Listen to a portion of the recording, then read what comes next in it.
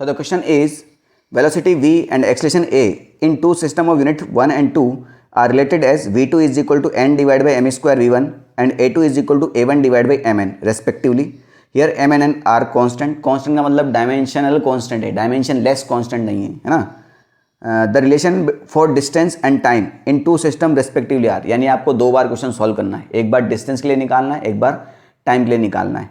तो भैया कैसे करेंगे, देखो यहाँ पर तो पहले लिख लेते हैं हम v2 इज इक्वल टू क्या दे रखा है आपको n divide by m square v1 और a2 दे रखा है आपको a1 डिवाइड बाई mn. पहला तो आपको निकालना है डिस्टेंस के लिए, तो पहले डिस्टेंस के लिए सॉल्व करते हैं. अब डिस्टेंस का मतलब वेलोसिटी और एक्सेलेरेशन में क्या रिलेशन होगा डिस्टेंस के हिसाब से, तो या तो आप उसमें यूनिट एंड मेजरमेंट के हिसाब से सॉल्व कीजिए. Distance is directly proportional to v का पावर a का पावर b, उस तरह से निकालिए. या फिर इसको आप आराम से ऐसे यूनिट से भी निकाल सकते हैं. डिस्टेंस का यूनिट होता है मीटर. अब मुझे मीटर बनाना है और वेलोसिटी और एक्सेलेरेशन के हिसाब से बनाना है, तो वेलोसिटी का हो जाएगा ms-1 और एक्सेलेरेशन का हो जाएगा ms का पावर -2. मुझे इसको मीटर बनाना है, यानी s का जो है वो टर्म हटना चाहिए यहाँ से. तो बेटा यहाँ -1 है, यहाँ -2 है, यहाँ -2 होता और मैं डिवाइड कर देता तो हट जाता. तो भैया इसको स्क्वायर करो पहले. अगर मैं इसको स्क्वायर करूँगा तो ये हो जाएगा m स्क्वायर s का पावर -2, ये हो जाएगा ms-2. अगर मैं दोनों को डिवाइड करता हूँ तो ये खत्म हो गया, एक m से एक m खत्म हो जाएगा, तो बच गया m और वही मुझे चाहिए था.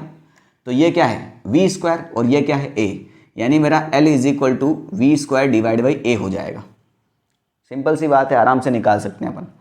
तो अगर मैं इसको 1 लिखता हूँ तो ये हो जाएगा v1 square divide by a1 और मैं इसको 2 लिखता हूँ तो l2 इज इक्वल टू हो जाएगा v2 square divide by a2. Simple सी बात है.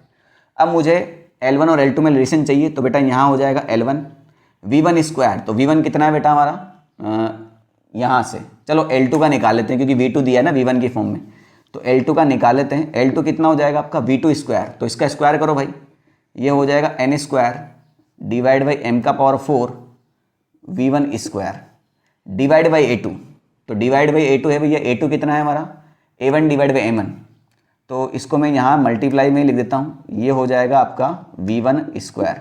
अब डिवाइड कर रहे हैं तो भैया मैं डायरेक्ट लिख रहा हूँ. अगर मैं इसमें किसी चीज़ को डिवाइड करूँगा तो मैं उसको उल्टा करके मल्टीप्लाई कर दूँ ना सिंपली, तो ये हो जाएगा mn डिवाइड बाई a1 और इसका कोई पावर नहीं है, सिंपल सी बात है. तो बेटा v1 square divide by a1 ये तो मेरा L1 हो जाएगा और m से m कट गया तो m क्यूब हो जाएगा और n से n मल्टीप्लाई हुआ तो n क्यूब हो जाएगा, तो n cube divide by m cube v1 square divide by a1 हो जाएगा आपका L1. तो L2 is equal to n cube divide by m cube. L1 कहाँ लिखा हुआ है, हाँ ये रहा, ऑप्शन ए में है. और कहाँ है, बस और कहीं नहीं है, तो option A he correct answer हो जाएगा. बस सिंपल सी बात है, इसको ज़्यादा सॉल्व करने की जरूरत नहीं है.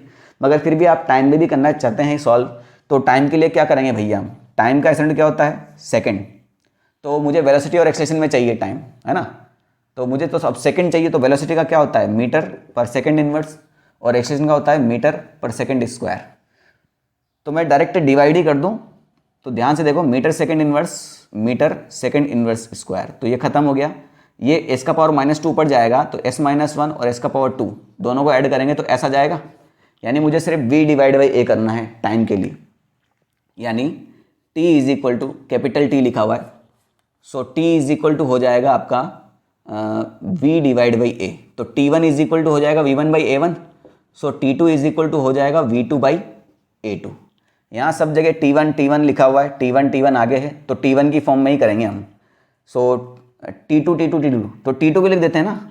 सो t2 कितना हो जाएगा आपका v2 कितना दिया हुआ है ऊपर, ये हो जाएगा n v1 divide by m square divide by a2, यानी इसको भी उल्टा करके मल्टीप्लाई कर दो, यानी ये हो जाएगा mn डिवाइड बाई a1.